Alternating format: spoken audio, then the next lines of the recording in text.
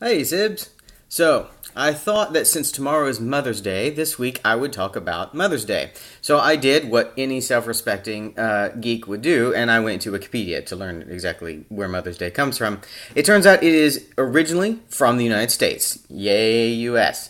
It has now spread to, at least according to the list of dates that are on Wikipedia, to 166 countries, 83 of which celebrate it as we do on the second Sunday in May. Now, it started in the U.S. In the late 1800s. There were a lot of local observances of various Mother's Day traditions, but it wasn't a regular thing across the country. Several of these were organized by a woman named Anne Marie Reeves Jarvis, who, starting in 1858, had Mother's Day work clubs that eventually expanded to cover 5 different cities in Virginia and West Virginia, though there was no West Virginia at that point.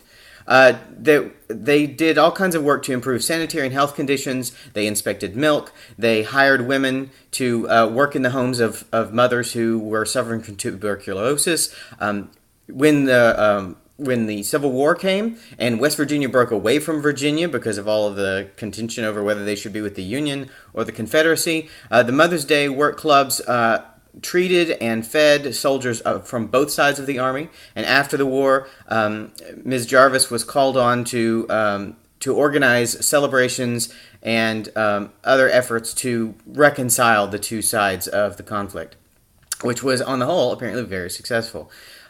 She died on May 9th of 1905, which, as it happens, is a Tuesday, though if it had been a Sunday, it would have been the second Sunday in May.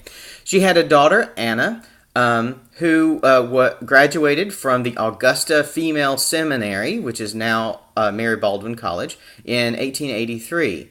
Anna was very passionate about her mother's work, and in 1808, she decided to have a commemoration of her mother's life and work on, I believe, the second Sunday in May that year. And then immediately after that, embarked on a campaign to make Mother's Day a national holiday.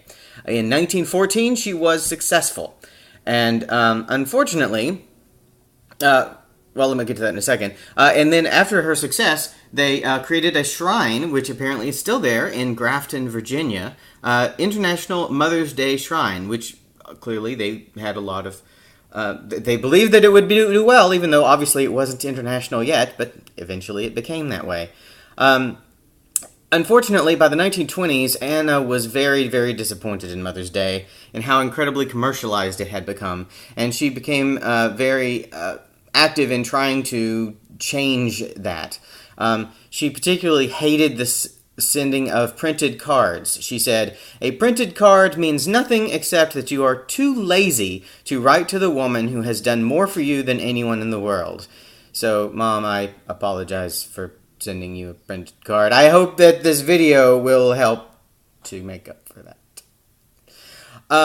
And I think Kevin's covered because he doesn't do cards, right, Kev?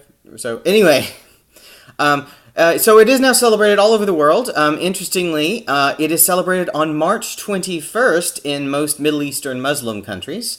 And in communist countries usually celebrated the Socialist International Women's Day instead of the capitalist Mother's Day, except in the Ukraine, where they celebrate both of them. Yay, mothers in the Ukraine. Well, that's it for now. I would also like to point out that I have shot this entire video with my cell phone, and I expect to post it to YouTube also with my cell phone. So, Danielle, I feel certain that you can do the same, unless you're saying the iPhone is vastly inferior to my Android phone, which is possible, but I still think it ought to be able to do this. Love you guys lots, and I'll see you next week.